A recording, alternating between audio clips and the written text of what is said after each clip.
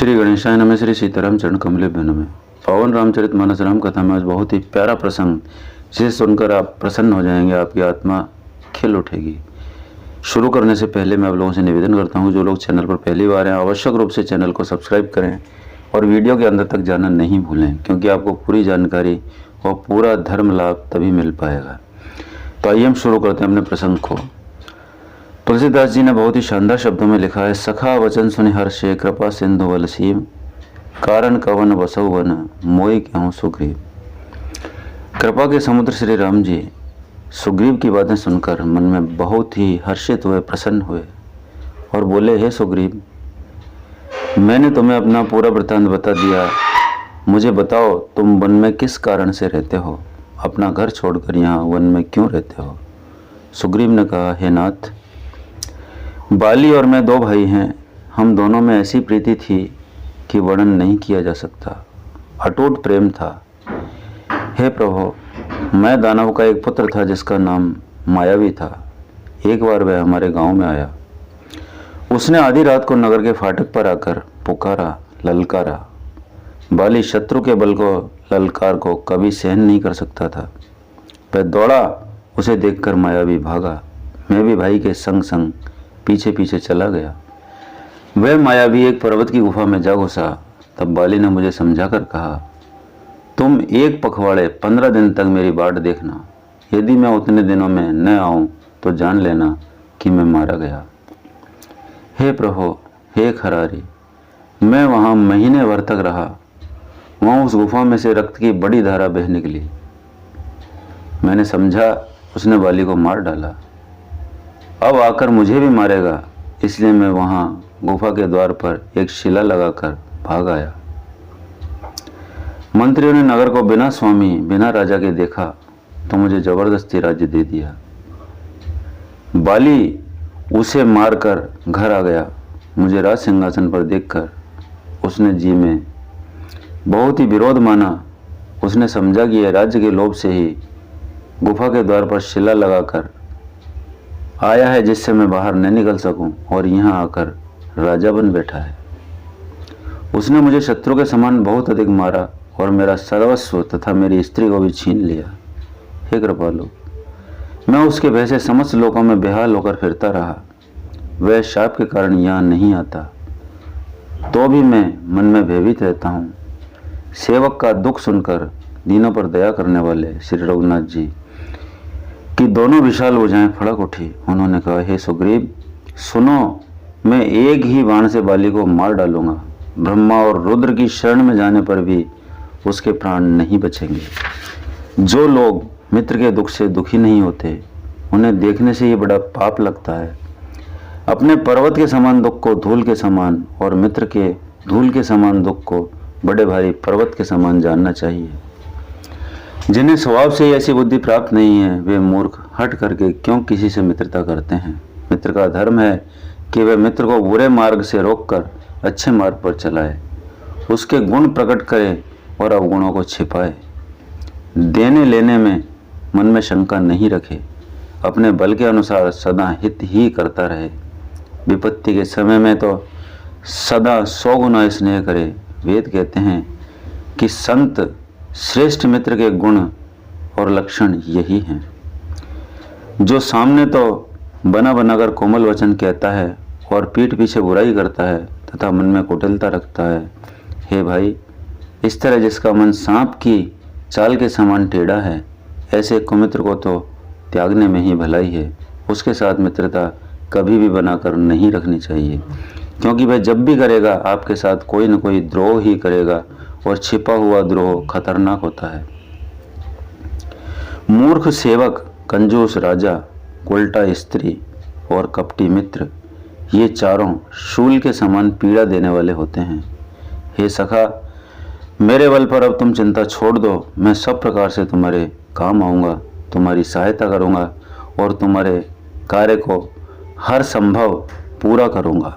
सुग्रीव ने कहा, हे रघुवीर, सुनो, बाली महान बलवान और अत्यंत रणधीर है। फिर सुग्रीव ने श्री राम जी को दुंदुभी राक्षस की हड्डियां और ताल के वृक्ष दिखलाए। श्री रघुनाथ जी ने उन्हें बिना ही परिश्रम के आसानी से ढहा दिया। श्री राम जी का अपरिमित बल देखकर सुग्रीव की प्रीति और बढ़ गई और उसे विश्वास भी हो गया कि ये बाली का वध अवश्य कर देंगे। वे बार बार चरणों में सिर नवाने लगे। प्रभु को पहचान कर सुग्रीव मन में हर्षित होने लगे। जब ज्ञान उत्पन्न हुआ तब वे ये वचन बोले कि हे नाथ, आपकी कृपा से अब मेरा मन स्थिर हो गया।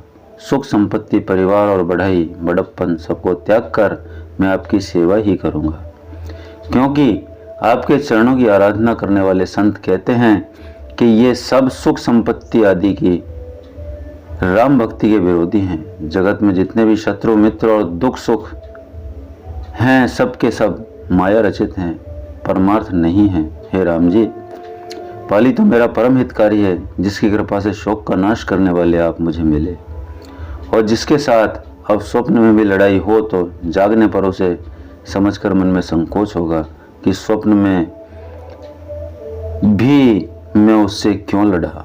हे प्रभु, अब तो इस प्रकार कृपा कीजिए कि सब छोड़कर दिन रात मैं आपका भजन ही करता रहूं। अब प्रभु कृपा करो यही भांति, सब तज भजन करूं दिन राति। सुन विराग संजुत कपिवानी, बोले बियस राम धन पानी। सुग्रीव की वैराग्य युक्त वाणी सुनकर, उसके क्षणिक वैराग को देखकर हाथ में धनुष धारण करने वाले श्री राम जी मुस्कुरा कर बोले, तुमने जो कुछ कहा वह सभी सत्य है, परंतु हे सखा, मेरा वचन मिथ्या नहीं होता। अर्थात बाली मारा जाएगा और तुम्हें राज्य मिलेगा। काकभूषण जी कहते हैं, हे पक्षियों के राजा गरुड़, मदारी के बंदर की तरह श्री राम जी सबको नचाते हैं, वेद ऐसा कहते हैं।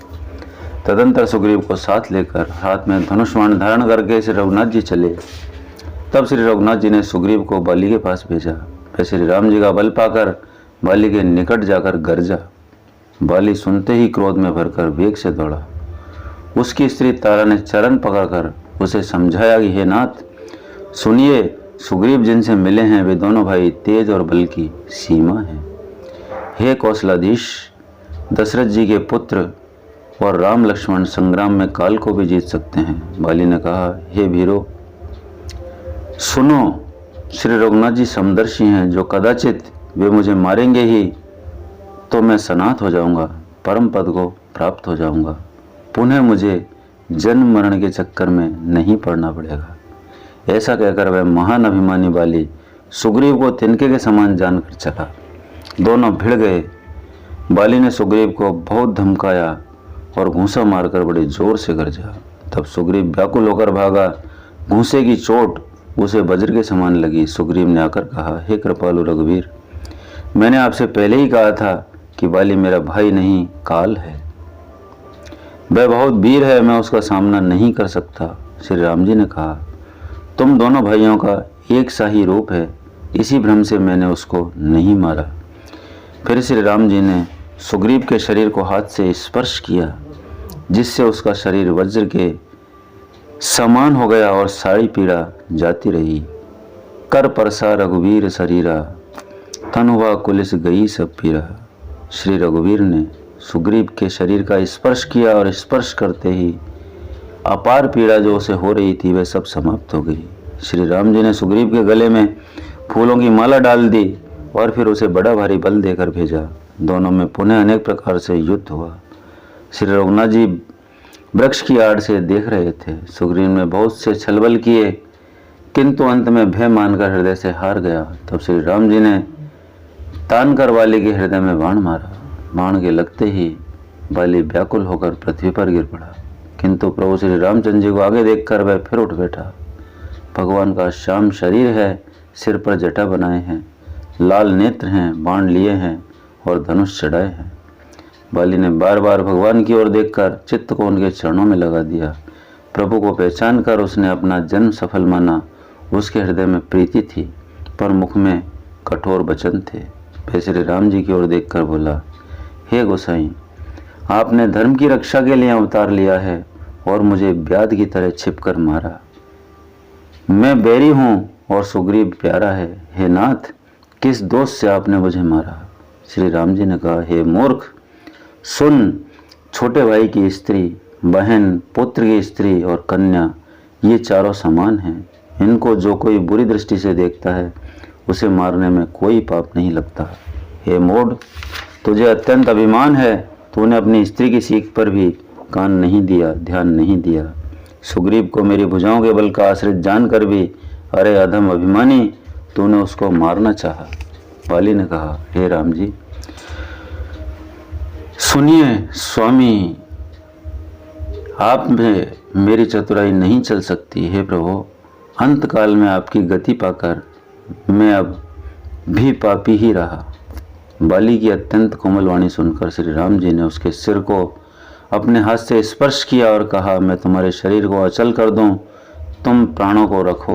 बाली ने कहा, हे कृपा निधान सुनिए, मुनिगण जन्म जन्म में, प्रत्येक जन्म में अनेकों प्रकार का साधन करते रहते हैं, फिर भी अंतकाल में उन्हें राम नहीं कहा जाता, उनके मुख से राम नाम नहीं निकलता।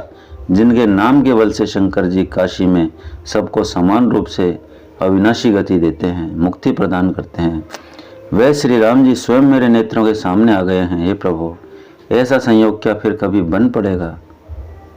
श्रुतियां नेति नेति कहकर निरंतर जिनका गुणगान करती रहती हैं तथा प्राण और मन को जीतकर एवं इंद्रियों को विषयों के रस से सर्वथा नीरस बनाकर मुनिगण ध्यान में जिनकी कभी किंचित भी छलक पाते हैं, वही प्रभु साक्षात मेरे सामने प्रकट हैं।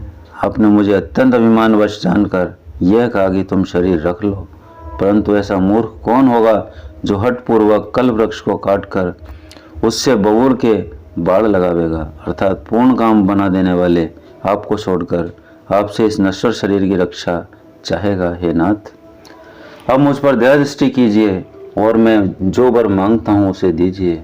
मैं कर्मवश जिस योनि में जन्म लूँ वहीं श्री राम के चरणों से प्रेम करूँ। हे कल्याणपद प्रभु, यह मेरा पुत्र अंगद विनय और बल में मेरे ही समान है, इसे स्वीकार कीजिए। और हे देवता और मनुष्यों के नाथ, वहाँ पकड़कर इसे अपना दास बनाइए। श्री राम जी के चरणों में दृढ़ प्रीति करके बाली ने शरीर को वैसे ही त्याग दिया जैसे हाथी अपने गले से फूलों की माला गिरना नहीं जान सकता है। श्री रामचंद्र जी ने बाली को अपने परम धाम भेज दिया। नगर के सब लोग व्याकुल होकर दौड़ पड़े। बाली की स्त्री तारा अनेकों प्रकार से विलाप करने लगी। उसके बाल बिखरे हुए और देह की संभाल नहीं थी। तारा को व्याकुल देखकर श्री रघुनाथ जी ने उसे ज्ञान दिया और उसकी माया हर ली। उन्होंने कहा, पृथ्वी जल अग्नि आकाश और वायु, इन 5 तत्वों से यह अत्यंत अधम शरीर रचा गया है। वह शरीर तो प्रत्यक्ष तुम्हारे सामने सोया हुआ है और जीव नित्य है, फिर तुम किसके लिए रो रही हो? जब ज्ञान उत्पन्न हो गया तब वह भगवान के चरणों में लगी और उनसे ने परम भक्ति का वरदान मांग लिया। शिव जी कहते हैं, हे उमा, स्वामी श्री राम जी सबको कठपुतली की तरह नचाते हैं। तदंतर श्री राम जी ने सुग्रीव को आज्ञा दी और सुग्रीव ने विधिपूर्वक बाली का समृतक कर्म किया। मित्रों, यह था भगवान श्री राम की बहुत ही सुंदर नर लीला, जो भगवान ने सुग्रीव की मित्रता को निभाने के लिए, बाली को परम धाम भेजने के लिए, मोक्ष धाम देने के लिए, गोलोक धाम भेजने के लिए, या कहें कि उनके एक ही कार्य में अनेकों लक्ष्य पूरे होते थे। हम भी उनका पार नहीं पा सकते, हमारी तो क्या औकात है। स्वयं ब्रह्मा विष्णु महेश भी उनके लक्ष्यों को नहीं पा सकते। इसलिए जो मैंने रामचरितमानस से जाना वो आपके सामने उसी भाषा में पेश किया। कहीं कोई मेरे से गलती हुई हो माफ़ी करें, और आवश्यक रूप से आपको पसंद आया है निश्चित रूप से अपने मित्रों को शेयर करें। नमस्कार, धन्यवाद।